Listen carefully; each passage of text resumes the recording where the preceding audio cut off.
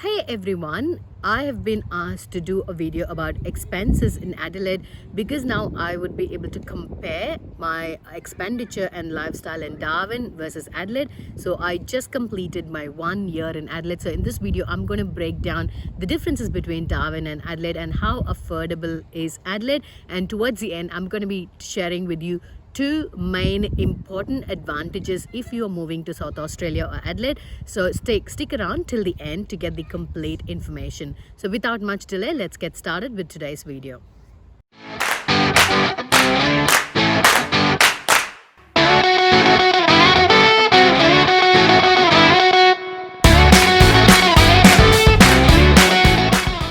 As you all know, I moved to Darwin, Australia from Chennai in 2016. So till mid 2019, I lived in Darwin. So that's a totally different lifestyle when compared to Adelaide. So we're going to be talking about main components of expenditure in day-to-day life. The first thing that I want to cover is accommodation. So accommodation is the main prime big chunk of money that you have to spend every week or every fortnight, depending on how you decide to pay or how you choose to pay.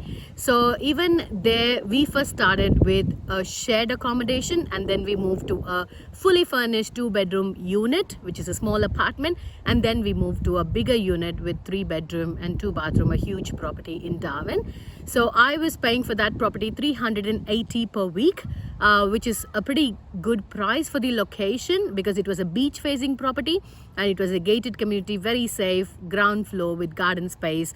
And because it had an old kitchen, I think I was given that price. The other properties in the same apartment complex with the same size was priced at $450 to $500. So you can imagine, so that is the median price you would have in mind.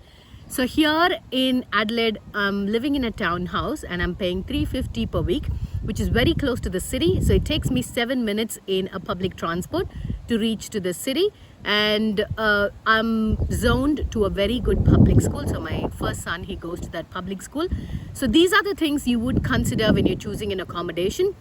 Is accessibility to the workplace, if you know where you're working, so how far is it and how long does it take. So coming to the accommodation prices, I find Adelaide pretty much cheaper compared to Darwin. Again, it depends on the type of accommodation that you take.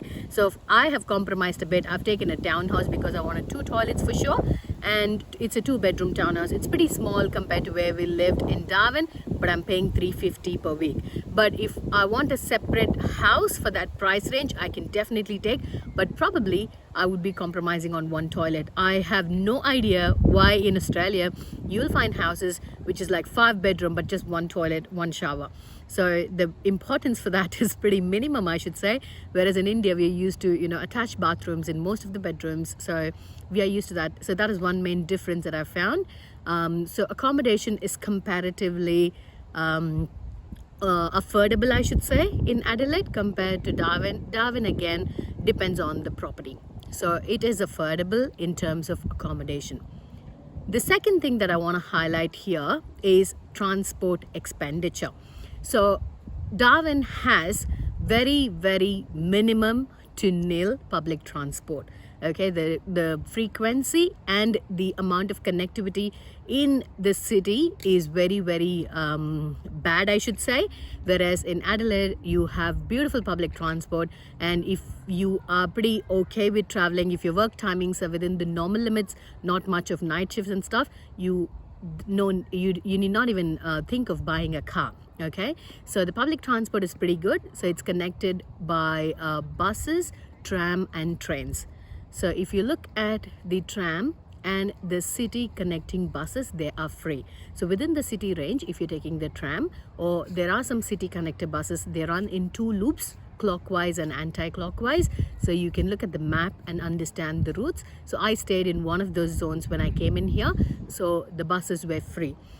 Even otherwise, the buses, you have to use something called as a metro card. So if you're getting a pass for the entire month, so for 28 days metro card, for a full price it is 101. But if you're a student, You get discounts, college student and school students. I think it's priced at 25 or 28 per month. So it is a pretty good option. So first I was like, oh my god, it was 99 last year. So I was like $100 for a monthly pass. I was like, no, I'm not going to do that. And I just recharged my Metro card. So when you buy the Metro card, it's $5 and then you can top up as much as you want. I topped up for $20 and it didn't even last me a day and a half. Then I decided $100 is the best option. So you can hop onto trains, electric trains, or tram that goes to Glenegg or anywhere outside the city, and buses. Anything you can hop on and hop off anytime, and it's unlimited access for that price of $101 now. So that is the second main expenditure depending on how you want to travel. The third important expenditure is our groceries and food and other essential supplies. So the difference I found in the groceries, so in Australia generally, people who are here, they know that it's more of predominantly two supermarkets, Coles and Woolies. So Aldi is South Australian brand, so Aldi is available here, and you also have Drake's, Foodland, other brands. But usually for everything you will go to a supermarket. It's not like every shop or every street will have a smaller vendor. You still have them, but it's more of these two big players here. In terms of Indian groceries, there is a huge difference between Darwin and here, because I would assume, so Darwin is very close to Asia, so I would assume all the supplies to be first deported to Darwin or sent to Darwin, so it's pretty easy and quick, but it doesn't work in reality. So all the containers pretty much goes to Melbourne predominantly, and from Melbourne it gets distributed to other states, and Darwin gets the least preference because of the limited number of populations. And again, if you look at the Indian population or Asian population, it's pretty low. So that is why the availability of choices when it comes to Indian groceries are pretty limited, whereas here I find a lot of Indian groceries. Every suburb has one or two, or most of the suburbs, important suburbs, have more options, and the amount of stuff that you get is huge. So you get pretty much everything, like puja items, you get Indian cookers, you get Indian vessels, you get pretty much everything, whatever you want, most of the Indian stuff, household stuff. And in terms of groceries as well, the options are very, very high. For example, in Indian groceries in Darwin, they don't sell onions, but here you get, I think, 10 kilo bags for $5 or 5 kilo bags for $10. I don't know. But that is a very, very cheap option. So you can buy in bulk if you're using more. So such types of Indian commodities, I find there's a huge difference in Adelaide with the choices, and lot of Indian stuffs, easy availability. So that is another important expense, is your food and other expenditure. Again, it depends on if you're a vegetarian, if you eat meat. So vegetarian, the options are limited if you're eating out everywhere. But I would say the amount of restaurants and the options here in Adelaide is definitely better. Not as much as Melbourne or Sydney, but definitely better compared to Darwin. But when I visited Melbourne and Sydney, the choice of food and restaurants is like amazing. So you get very cheap food in Melbourne and Sydney. You get $1 dosa, you get biryani for $10, which is like huge quantity. But here in Adelaide, I didn't find such kind of restaurants, but you have pretty decent choice of restaurants if you're eating outside. So that's the next important expenditure in Adelaide. Anything other than these essential expenditure, I would classify under others. So for example, if you want to go for sightseeing, if you want to visit places, or if you want to go shopping. In Darwin, we were able to save a pretty decent amount of money because pretty much you don't have much things to do, and in the wet season you don't have much activities. Here in Adelaide, you have like typical 4 seasons, I should say. So pretty much around the year you have activities. So if you want to visit places, there are a lot of activities you can do for free. There are some activities that you have to spend, so depends on your choice.